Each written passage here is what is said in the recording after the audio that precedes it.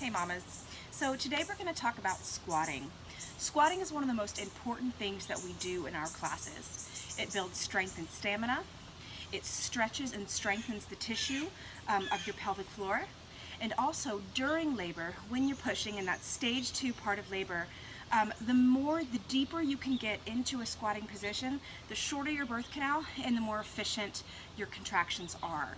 So it's just really important to be able to build up that squat, okay? But we want to do it the safe way because there's lots of ways to squat, but only a few ways to do it safely, okay? So we're going to talk about that today. That way, you have more information in our classes when we squat, although of course I try to go over that as much as possible in class, but more importantly, you can have information that you can use at home because of course the more that you work these concepts into your day-to-day life, the better off you'll be, okay?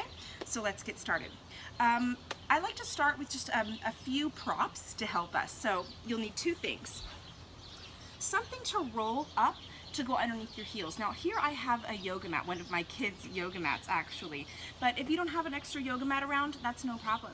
You can take a thick blanket and just roll it up, or even a towel, like a beach towel, and just roll it up so that it's nice and thick, and that's going to go underneath your heels. Because one of the things that can inhibit us in squatting is that we have tight calves and Achilles, and we have trouble getting those heels down, and we end up keeping weight forward in the toes, and that prohibits the knee from getting close up to the armpit, which deepens that hip flexion, which is what we're looking for. And additionally, now here I have 2 yoga blocks stacked on top of each other. Most of you do not have yoga blocks at home, and that's totally fine. You can find a little stool or maybe a couple of thick books. If you have any of those old school encyclopedias around, you can put those to good use. But there are just a dozen more things that you could use to kind of mimic this position. You just want something, I don't know, 6 to 8 inches high, something like that, okay? So we have these 2 things.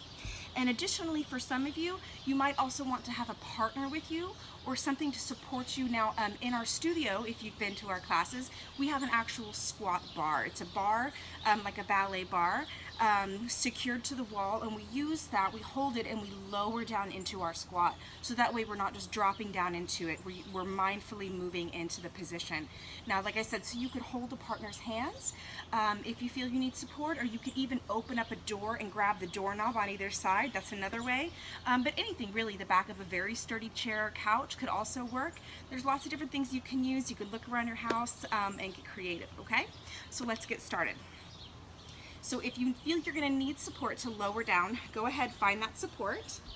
And then what we're going to do is we're going to place this yoga mat or whatever you've got under your heels, like this. I'm going to start this direction. Okay, and that just gives my heels a nice boost because like I said, what ends up happening a lot of times if we don't have that support under our heels, we can't get those heels down. Most of us can squat kind of like this, but if you look, my hips are only at about a 90-degree flexion, and it's also quite unstable. I'm wobbling around on the balls of my feet. I'm not building any strength in my glutes, in this back side of my body like I want, and I'm really not stretching the tissues of the pelvic floor or birth canal either, so that's unfortunate. This is not the ideal squat. So instead we want to go deeper, which may mean you might need something under those heels. That way you can sink the weight back into the heels. See how my booty drops and my knees go up when I do that? That's what we're looking for. Additionally, if this is just feeling like too much, that's where the blocks or books or stool, whatever it is, comes in.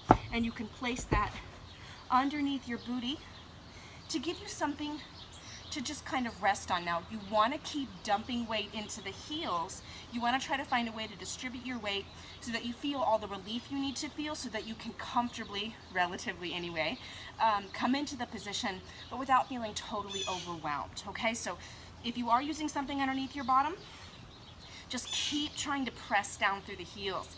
Keep seeing if you can kind of come up for a moment, then relax. Come up for a moment and then relax. Okay, but we have a few more alignment points that we need to discuss before we go any further. Okay, the first alignment point we've already discussed, keeping those heels down instead of letting them lift.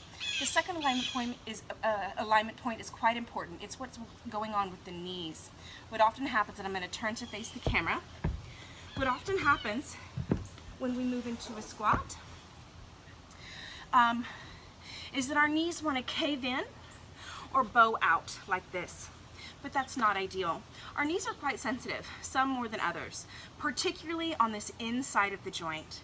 And that's what happens. Like for instance, if you try to squat with your feet too wide, the knees will come in like this, and it puts a ton of pressure on this inside of the knee joint, rubbing on that meniscus, on that cartilage in there that we just don't want to mess with. We want to keep that nice and protected.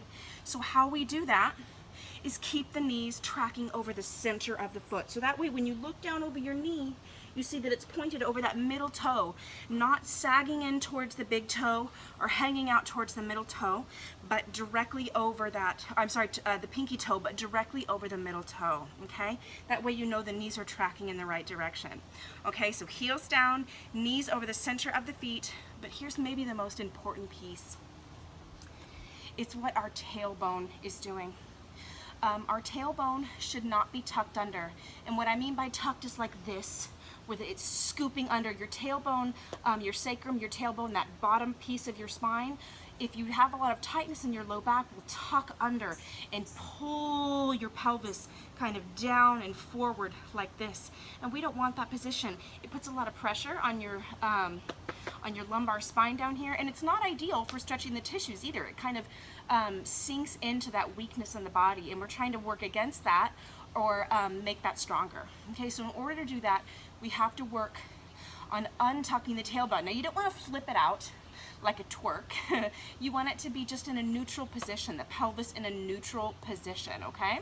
So that the sit bones, those bony things in your butt that kind of sink into the ground when you sit down, you want those pointed down, your tailbone untucked, and you'll know your tailbone is untucked when you feel a little curve in your lumbar spine, that natural lumbar curve, and that your chest can roll open and your shoulder blades can drop down in together instead of this hunched position. You know that you still have some work to do if you're struggling to open that chest and sit up tall, okay? All right, guys, so those are the basics of squatting. Like I said, if you feel that you can't lower down into that position safely, grab a partner, use door handles, use the back of a couch, something very sturdy, whatever it is that you think you can do. Just don't go dropping down into that if you don't feel safe, okay? But with a few props and some practice and some focus, everybody can get their squat to a good, nice position, which is what we're looking for. Okay, guys?